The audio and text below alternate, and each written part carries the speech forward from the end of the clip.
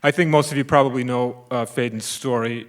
He was born in Athens. He was educated in Munich, and his father was a well-known art director, production designer, worked with Cassavetes a lot, an amazing raconteur artist who once took guitar lessons from Django Reinhardt, and I had the privilege of meeting Phedon's father, who was an amazing person.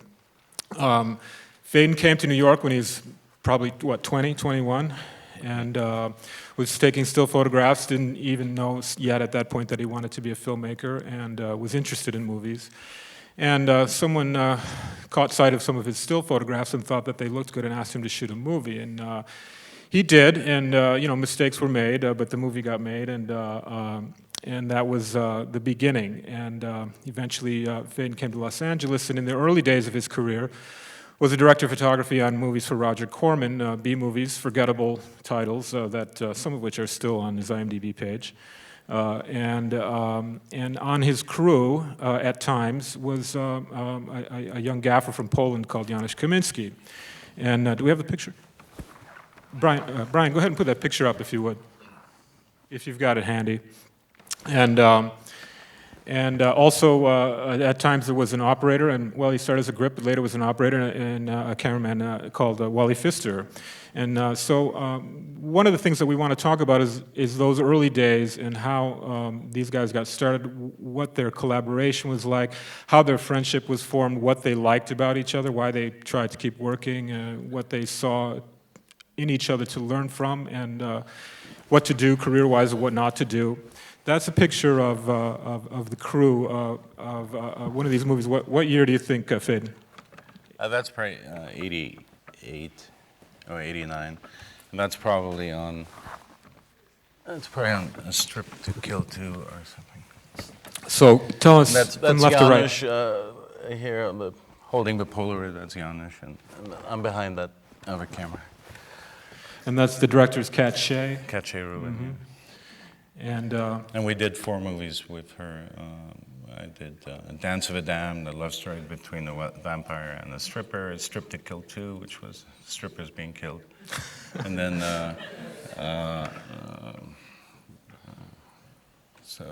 Body Chemistry, that Wally shot second unit for, Wally Pfister. So our friendship goes back to those days. They were still at AFI, and then and they were crewing up, just to make some money on the side, while they were going to AFI. And I didn't go to film school, so I got lucky enough to start working at Corman and met all those incredible guys. Another person there was Mauro Fiore, who was our key grip, dolly grip. Phedon went to Hawaii and shot The Descendants with Alexander Payne, and Clooney was in that movie. And the way you told me was that Clooney liked your style, and you hit it off with him, and he was making this movie in the Midwest, and eventually he asked you to shoot it. I think that obviously that it's a movie about political campaign, and it has some sort of Shakespearean betrayal themes, but I want you to talk about that last shot, and tell me about how you guys came to the idea that the slow push in, and as you push in, the lighting changed on him, and what that says about his character. Let's talk about that. I have more questions about it, but tell me about that. Well, first of all, I want to say that was a Blu-ray. I just recently watched this movie at home on a Blu-ray, and since this is for Kodak, I just want to say I really something I hadn't become as aware of before was noticing, because on the same Blu-ray there was the trailer for Girl in the Dragon Tattoo, and I really noticed sort of a film grain on the Blu-ray, and says, I have this Pioneer monitor that's very good, and this just like I saw the grain again, and it was something that I was surprised to see in a positive way, like how nicely now that the higher quality transfers and all that, and the better monitors, how nice it was to actually really feel the film grain, and I tested digital cameras. We decided to go film as well as on Descendants and Kodak stocks and the high-speed stocks for the majority of it. And in the test when I shot digital cameras, I added some grain which, it's just, it's nice to see that, you're actually observing a grain and it's not like artificially added in post. And then, so that film movement, and then it was on the same Blu-ray watching the trailer of Girl and the Dragon Tattoo, which had a really, it's also very moody and all that, but it has a really different sort of texture. It's something I just became aware of watching this recently. But this particular shot, it was one of the shots. This movie was shot very economically. We had, maybe 10 setups a day. Clooney comes in, knowing exactly what he wants. And one of the things he liked on Descendants was, with Alexander, we're also very economical. We don't really shot list. We do a rehearsal, and then we do, we kind of just come up with the coverage on the spot. And then we don't do that many takes, which, actors in general, and especially movie stars like, they don't like to do things over too often. And this, on Ides of March, it even went to another extreme where, let's say we did 5 takes on Descendants average, on Ides we did like 2 or something, or 1, sometimes 1. I said, "You sure you don't want another one?" He goes, "Why, are you changing the mag?" Because then I understand the safety argument, like if it's on a separate roll, but if you're not reloading, we're not going again, which was funny. But, this shot was one of the shots that was designed. We had a few things. This is Janusz Kaminski. This shot was something we always knew about the ending, and it sort of leaves it open a little bit in terms of what's going on in his mind. I mean, this is totally out of context now, but he's sort of, the path of his character is crossed sort of over to the dark side. And, he's being interviewed for television, which is what this last shot is, to give his sort of statement. And, we wanted a very subtle increase in the dramatic effect. So actually, as we're pushing in, and it's a very slow throughout the entire push, we're reducing his fill light, and it's becoming, more contrasty. But since it's so slow, and in addition with the move, I think it's pretty subtle. I don't even know if it's that noticeable, but that's the story to that shot. Phedon, give us a brief, synopsis of what your approach was, with Alexander on that, and what the aesthetic was, and how you guys came up with the shots that made up that sequence. Well, what was interesting about this was that Alexander, who usually doesn't get too specific about how he wants something lit, in this particular case, he really wanted the girls to be out in the dark, and the only thing that sort of reveals them, he didn't want them to be identified, was the flashlight. So it was a tricky balance, because on the one side you have Clooney walking, and of course that couldn't be completely black, so I had to try and pull it off where sort of the one side is lit but doesn't seem too lit, where you wouldn't buy the reverse in terms of being that dark, but we're saying like the lights fall off into that baseball field, and we're walking with a Steadicam, and I'm literally walking next to it and doing the flashlight effect, which I think was actually a flashlight, then it was also in terms of timing, when to really play it on her and not to play it on her and stuff. But that was the intention, that you really let that feel fall off into black. Janusz Kaminski was born in Poland in 1959. Something like that, and he came to the United States as a political refugee before he was 20 years old, and he went to school at the Columbia College in Chicago, came to Los Angeles to go to grad school at AFI. Correct me if I'm wrong on any of this, Janusz. And as we said, crewed with Phedon and Wally and Mauro, and started off the careers together. We were speaking just a few weeks ago, and the guys were saying that Janusz made a big impression on them at the time because he was so relentless about calling up drama log and hitting all the and he would go around to every production company in town that was hiring, and they would say, "Yeah, send your reel over," and he would say, "No, I'll come over myself and I'd like to hand it to you myself." And this was a way for him to check them out, see what they were looking like, hopefully make a good impression on them. And this was a man who was very intent on being successful and was very confident about his eventual success. And here we are. With this movie, Steven wanted to do something that was very iconic and very from almost like a metaphor of what the life ahead of them will be. So we came up with the idea of shooting this whole scene during the sunset. We shot this scene through the course of 2 days. We knew the location simply because we've been shooting there for a couple of months. So we knew pretty much what's going to happen at a certain time. And we would start around 5 p.m., knowing that we have another hour and a half of sun and daylight, and then we'll try to do the scene. There's tremendous amount of light, movie lights, incorporated in this scene, simply because for those who know, or for those who take pictures, they will realize once you take a picture and you expose the sun to the proper exposure, everything else goes black. So now there is a conundrum. How do you do that? So you can still see a little bit of actors and a little bit of rims and details. So you bring lots of lights. So we brought lots of lights, 18Ks and so forth. And it was a little bit painful for the actors to take it, but they are professional actors. And not the horse was an amateur. But, and there were filters, many filters, because I had to bring the sky down, I had to make the sky red. There were ND graduate filters, grad filters from the top, red filters from the top, red filters from the bottom, orange filters from the right. It just basically I was losing 9 stops just on the filters right there. And then I had to bring the lights, and the sun was reading around 32, so I had to bring the lights so they would overpower the sun. And all that had to happen really fast because those clouds are moving, They're moving slow, but nevertheless they are moving. And every minute you take thinking about it, you kind of, okay, the sun was there just really beautiful, and now the cloud came in, you don't see it. So it was very instinctual kind of, but also having many years behind the camera, you kind of realize that what you can get away with,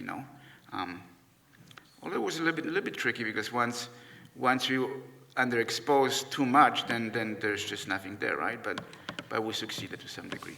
So Janusz, tell me, we talked a couple weeks ago about, and you surprised me. One of the things that stayed in my mind is that you said that you and Steven don't talk very much about these kinds of things. And we also talked about that scene when I originally interviewed you about the movie, when I asked you about risk-taking, and how do you know when to take a risk, how far to go. I know you tested for that scene, but, tell me about your thought process and how it led to that, and, what input Steven had, if any. And, I also, along the way, given our sponsor here, thought you might have some idea about, shooting that scene on film and how that affected things.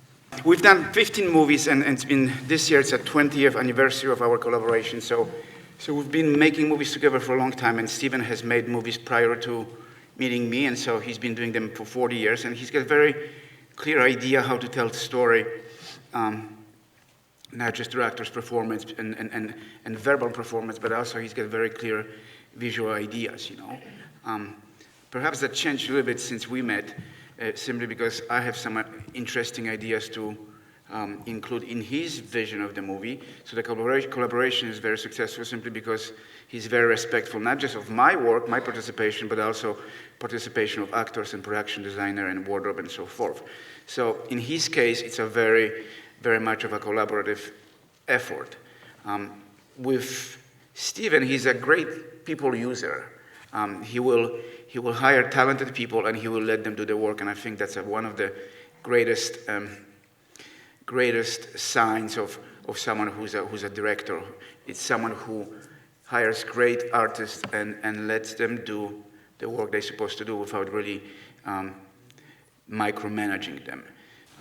But really, Steven and I, we don't really go through the conventional ways of looking at the movies and breaking down the script and talking and talking in theory about what this movie is about. We read the script, and he does his work, I do my work, production designer does his work. There's, of course, input on Steven's part into how he sees the scenes. Certain scenes he's got a very clear idea what he wants, and others, he just plugs the scene and I light, and he trusts the way I light, he will like it, So it's kind of very, very ideal and non-complicated relationship, And he works the same way with actors. He doesn't really, forces any weird performances on the actors. He lets the actors come in and do the work, and very gently, with great respect and great love to the actors, he will direct them, without any major breakthroughs and stuff like that. It's all very respectful. Lincoln's 3 Perf, tell Yes. us about that. Why? well, there's always money, cheaper, So you shoot 3 perfs, and you save me a little bit more money, and you've got a little bit more film in the camera. And on Lincoln, we want a longer take simply because Daniel Day-Lewis had such a long monologues that we needed the extra film. And simply you just reload a little bit less, and it's just a bit cheaper. You can't do a negative. You're not able to do a print because it's 3 perfs, so you can't really conform the negative, so you have to go into DI. But still better than other mediums, Phedon, Descendants and Ides were both 3 perf films. really? Okay. 3 perf Super 35. Yeah. But we added on the card that you saw turning in, actually we added an anamorphic flare and post. Across the headlights. Yeah, because Alexander keeps asking, what's the difference? And I said, well, the flares, because can we put that in later? I'm like, sure. Yeah. One of the questions that fascinates me is, is there an element of psychology to what you do? Do you need an understanding of how images affect people emotionally in order to be a good cinematographer? Or do you just make the pictures the way you think they should be and the way you like to see them? I mean, do you think about the audience when you're putting, when you're instinctually putting those filters on, Janusz, or when you're trying to decide how much light or on that push-in, do you think about how it's going to affect the audience? Or do you think, I want to make it look how I want to make it look? Phedon, answer.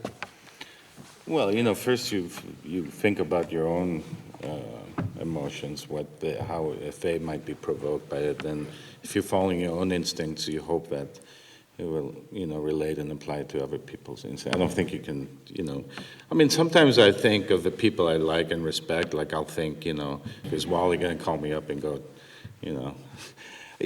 some people that you think. They're going to see it, I wonder, but most of the time you don't think about other people. I don't really think about, no, it's impossible, just, the audience's emotions is such a wide range.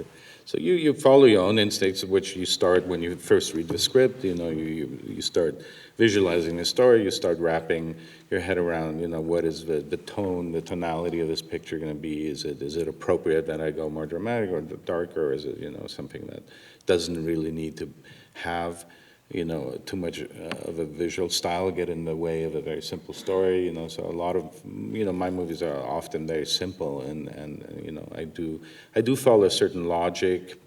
Always I try to apply a certain logic. I don't stylize it as much, where you have, backlights in both directions. So I always try to have some logic to the light, and but within those restrictions, I do decide mostly tonality, and then compositions and sort of moves are all things that happen on the day, on the spot, without really just sort of following my own instincts, seeing the performances.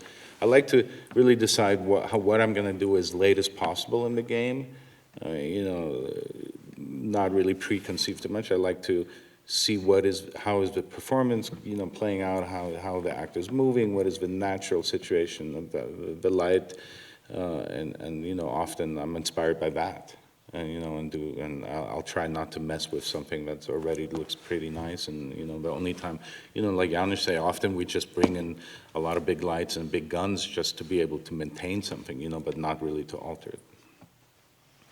Janusz, any thoughts? Well, I'm inspired by the story always. That's the main audience, I'm interested in the story, and I try to reflect the story to my work. Do I think of the audience? I think I do think of my chances to kind of educate the audience aesthetically, and I think that's a very important aspect of my individual aim, I think movies have large audience, and certainly growing up in Eastern Europe, I was affected by American movies and Russian movies and European movies. My perception of the world was shaped by movies. That's why I came to America to make movies. Not really, I knew that I'm gonna make movies, but when I came here, I made a choice to go to film schools and become filmmaker, because the power of movies is unparalleled. Especially now when the certain cultures are opening, the China, the whatever, blah, blah, blah, whatever. It's getting much more effective tool to teach people, or not necessarily teach, to introduce them to our values, our life, and allow them to learn about other cultures. And so far, with the movies that I've made with Steven, we've been succeeding because his movies are rather seen by millions of people. So I think there's a certain aim when I work to not be mundane with my work. Even when I do romantic comedy, such as Jerry Maguire, I did think of that movie as a great potential to not necessarily reinvent comedy look, but just be slightly more dramatic with the comedy. Not necessarily be broad and not care, but be more contrasty, use the colors, use the light to reflect the romance, to reflect the story points that are in the script, you know. And if you look at comedies by Hal Ashby and all the comedies from the 70s, you know, they were beautifully photographed movies. So there is a certain responsibility on my part. Now, do I think of the audience when I actually set up the shot? Not really. It's really about the story, you know. I'm there to please the story and make sure to some degree that the actors look appropriate to the scene. Usually you try to make the woman look as good as she can look within the context of the scene. But it's more about pleasing the story, you know. Are you able to put more or less of yourself into a project based on, you know, the idiosyncrasies of each project? You know, compare, say, you know, War of the Worlds and you know, the Diving Bell and the Butterfly. Is Diving Bell and the Butterfly more personal to you? Well, I think War of the Worlds was a fun movie because it was a movie it was challenging in a sense that we're doing a movie about monster coming out of the water, whatever it was coming from. It was taking place now, contemporary movie that created opportunities for me to create semi-realistic photography in terms of what the life looks like in Jersey City. And also I could be more flashy with the photography, you know. It is a kind of a horror movie. I could go very dark, I could go more colorful and so forth.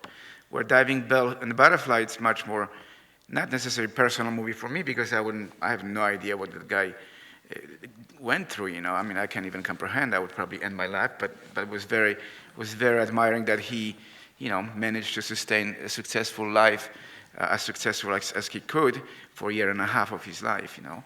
And the movie was beautifully written by Ronnie Harwood, so I just had to invent language that would reflect Ronnie's words. But we all understand, you know, a paragraph in the line could say, you know, now the Russian army crossed the mountain, right, at night.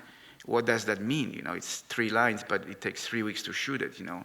So, you know, script is a great blueprint in terms of how we interpreted, how our interpretation of the movie, visual interpretation, and then we are introducing ourselves into that movie, you know.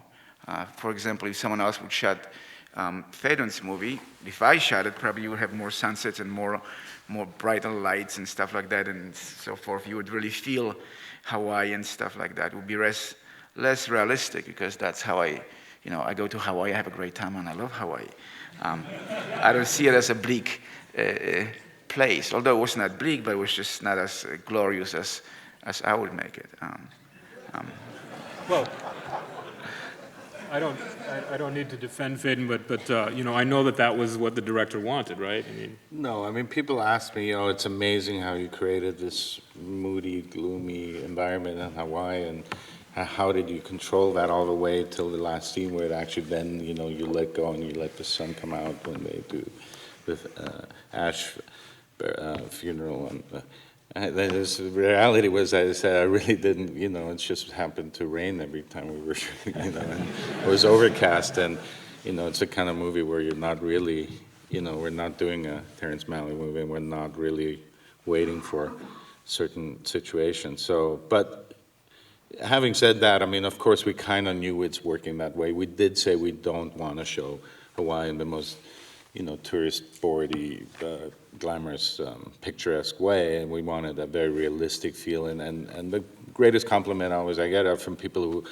you know, who see the movie, who live in Hawaii, and they go, you know, this is the closest I feel like it's been represented, and like, you know, us who live there every day, and, you know, have to sit in traffic on the H1 and blah, blah, blah. So that's good, you know, the people that actually know the island really well. I feel like it shows, you know, it's definitely not, you know, trying to represent it in a certain light, I can say, and you know, so, but ultimately you really don't control these big day exterior scenes that easily, especially now while you got 16 microclimates that are doing whatever they want.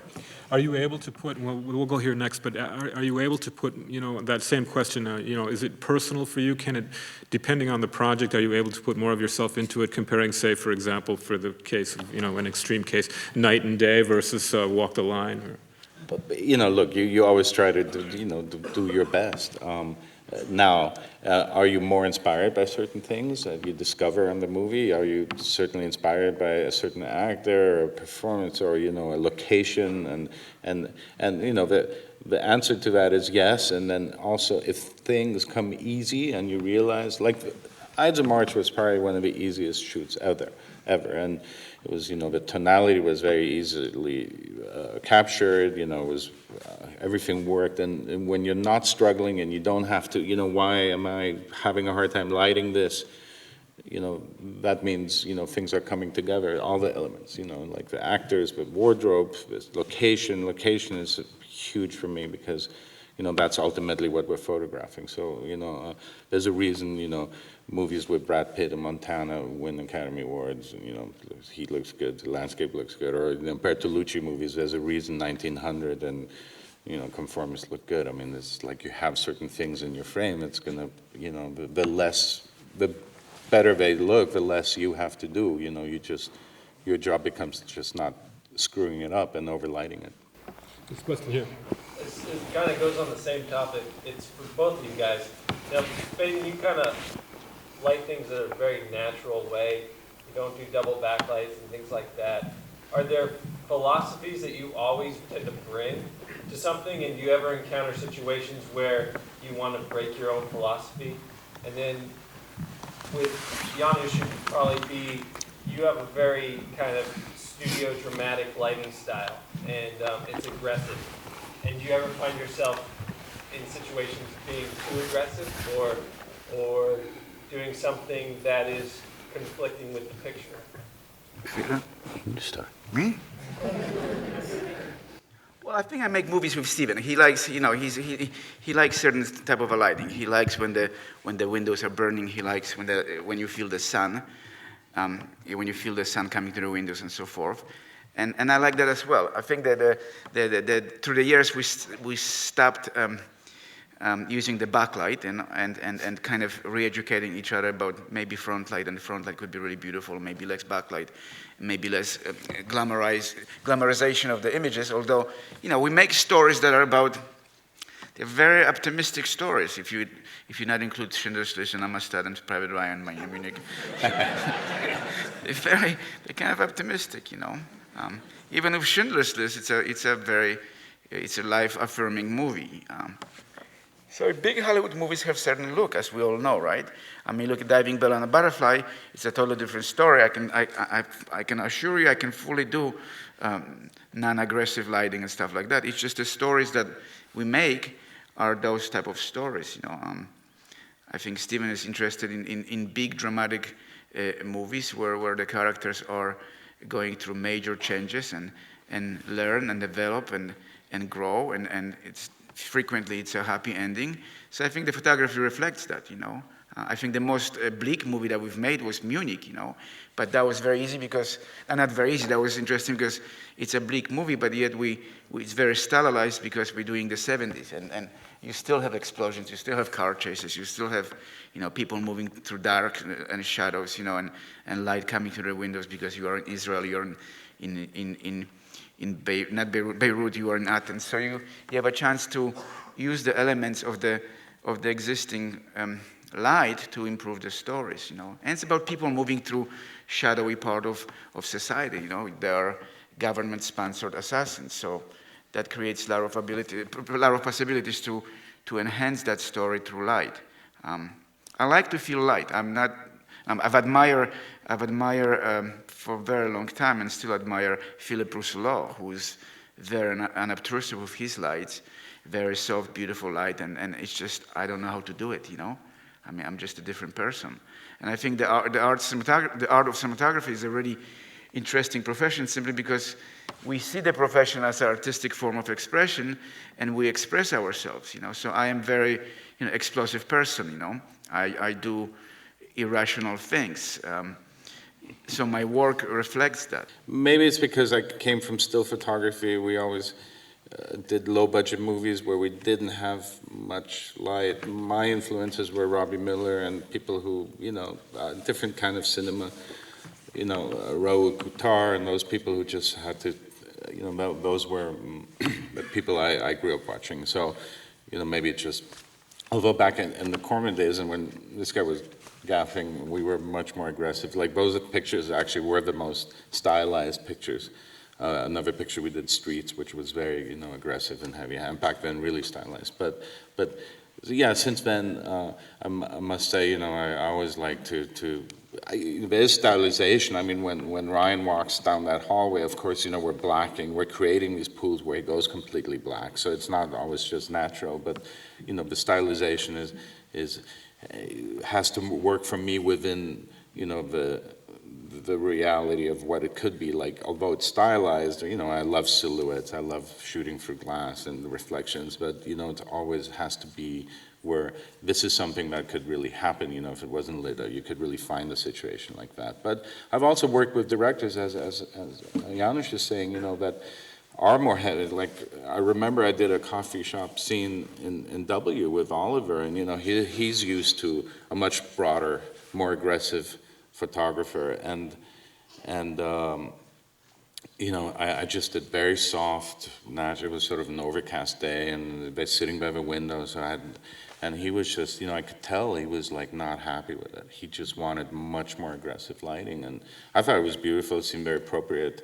But that's not his style, so you do also, all the other directors I work with are usually also have the same taste in terms of what we're pursuing and are, going from, but if you're working with somebody who wants, I'm sure, if I ended up working for Michael Bay I guess Mangold sometimes where it gets stylized. I mean, 310 you can say has some stylized things, but also again, not, it doesn't look like a Michael Bay movie or a Tony Scott movie, or, we rarely, I guess I could do it if I had to. You can do it. I can trust just like you could do it. You can do it. You can do it. Yeah, you How do you communicate your look to post?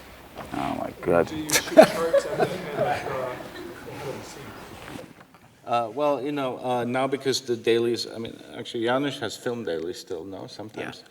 Yeah. My dailies are digital. They come on some kind of high-def format. I watch them. So, but we try and set a look. It's important, we've talked about it, whether you're doing film dailies or probably very few people will be doing film dailies. But, you try to define and lock in the look very early on, ideally in the test period and in the, when you're talking to designers and the wardrobe people, and then you also set your cocktail mix for the tone of the movie, and then it's important to us that look gets pretty close to what we want it eventually to be, because as we all know, the people who live with it in post and throughout a 30-week editing period, they become accustomed to that look because they're looking at that every day, and then over a period of time, the original intent gets forgotten, and then, that becomes a new reality. So it's very important for us to try to get the dailies to look good and,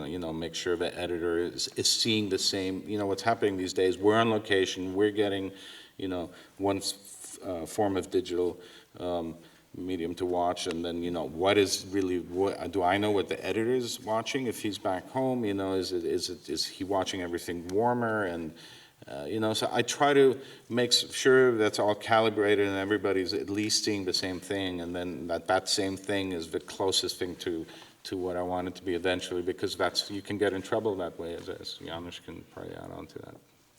Oh, it's horrible these days. It was much easier with film simply because, if we make a movie here in Los Angeles, I would go to the lab at 5 in the morning, look at the material that we shot on the previous day, and usually would reprint 50 to 60% of the dailies. Then I would I would relook at the material at lunch, and that material that was approved by me would be sent to the editing, and that would be the final, pretty much final state of the image, So the timing was very simple, just matched to the photochemical dailies, and we could time the movie in 2 days, These days when you do digital dailies and you're in Virginia and and the lab is in New York, and it's just a drag, guys. It's just such a drag, you know. How do you communicate with them? So you send them images, you send them photos, then they send you images that look different, and then you resend them, and then they come in and bring the monitors, and then you go to the editing. Oh, the editing monitor is different, and they've got a different monitor. We've got 3 monitors and big screen we're projecting. Oh, this one is green, that's magenta. Oh, look at the film, how beautiful it is, you know. Why can't they make it like that? You know, it's just, you know, it's just a disaster. Phedon, you directed a movie this year? Yeah, we you know, probably even a little bit smaller than his very low budget movie that we shot in town, and I shot mine in Los Angeles as well. It was $700,000 movie. It was fantastic. Everyone slept at home. We used existing locations in Los Angeles. Was a union picture. It was great. We can do it here. So it makes it much easier to work with someone who's a good storyteller, but also uses the medium to enhance her storytelling, you know, because it's, you know, every time when you put a red in front of the camera or blue or whatever, you're making a statement. Nothing happens in front of the camera just because it happens, you know. When you make a movie, you pre-plan and you put the stuff in front of the camera for a reason. So how much do we pre-plan? Obviously, when you go with the camera outside on the streets of New York, you know, you cannot really organize the visuals the way you wanted to organize, but you're still organizing them to some degree because you're choosing the locations, right? So you're choosing them according to the story and your aesthetic. So there's always room to prepare and choose the right environment that you want to photograph, you know. In terms of storyboards, Steven doesn't storyboard as much. The only storyboards he does is when we have huge action sequences movies, right? So since we do a lot of action movies, there are a lot of scenes that are storyboarded. And he's been using Previs, which is this computerized version of storyboards, which become very liberating for a director and pain in the butt for us because the camera can literally fly whatever you want it to. And then we have to invent technique how to actually do it, you know, without CGI. You know? So, but it's very important what you put in front of the camera. I mean, it's part of the storytelling, unless you do documentaries. But you always make a choice, right? You always make a choice. Yeah, I mean, I also rarely work with storyboards, but again, it depends on the director. With Gore Verbinski, I've done three movies. Well, Mouse Hunt, Weatherman, he comes from a commercial, so he actually draws his own little storyboards. You know, they come to set, they go on a board, pretty much like on a commercial, and then they get crossed out as we do them. And very rarely will we divert from those. But in pre-production, the creative process happens in pre-production when we're location scouting and, you know, talking about the tonality of a scene and or the film, and on Weatherman, I mean, that whole look in Chicago, that sort of desaturated gray, green, blue, that was all, you know, decided in pre-production. And we would go out and take a lot of stills during the scouts that were actually recreated when we, you know, came back weeks later and filmed them. So, you know, there's a more of a structured nature to certain directors. Most directors I work with, we'll make a shot list in the morning or a shot list after we see the rehearsal. You know, we'll sit in the corner and get the script supervisor and we'll dictate her the shots, and usually it's, you know, we don't cover that much, so it's like 6-7 shots, and we try to, you know, we go these 4 we'll do before lunch, and, you know, so it's like that. What you're doing isn't working. What's your problem-solving process? Yeah, I turn to my gaffer and go, help me. You know, look, you gotta, you know, like, I mean, it helps, experience helps, and then I think when, you know, as we get older and have more pictures on our belt, we're not becoming better or more talented, but, you know, we see things coming quicker. Usually we're the most experienced person on set because we do a lot more movies than directors, you know, just because we can. And so, you know, we try to, you know, you try to have, you know, look ahead and see, well, you know, before you get in a troubled situation, you see it coming and you take measures to avoid those. And I think that's the main thing that, you know, like Janusz was saying, you know, on locations in New York, you can't really control the light, but, you know not to shoot this block at this hour and, to get off that side of the street by 4 o'clock because this is going to happen. It's going to start kicking off this building and you're going to be dealing with all that kind of stuff. So it's just heads up. And Janusz, do you have a procedure that when you feel you're in the weeds, how to get out? Well, the reason we're successful is because we don't get in trouble. That's the first thing. You hire because you do certain quality of work and it's consistent and serves the story and people are happy with your work and you're charming and so forth, right? But if it doesn't work, then you have to say, hey man, it's not working out. I need another hour to relight. Or you just, usually you have to say that. Usually, I need more time. I got to relight. It's just not working. My first initial approach was wrong, and I need more time. And you can do that occasionally.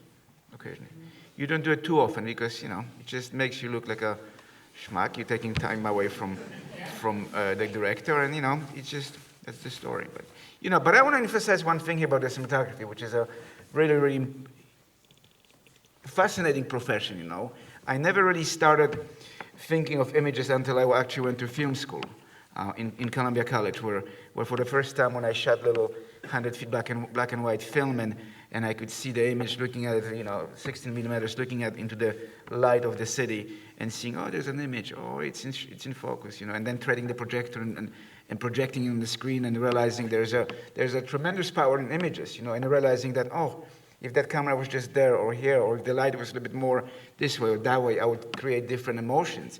And I think my life became about looking at life from the perspective of images and light and shadows and observing people, how people behave with each other, how people behave without using the language, That creates occasionally problems within the personal life because you go to events, you kind of sit in the corner and watch people, you look at people, and then the wife says, "Oh, you're not friendly, you're not socializing, And I just like to watch things, when I drive, when I watch movies, it's just so much about being alert in life, It's the profession of cinematographers. You have to be alert because you have to recreate reality of life on the stage, And I just don't think there's any more interesting profession, more rewarding than cinematography, And demands a lot from you, demands personal compromises, demands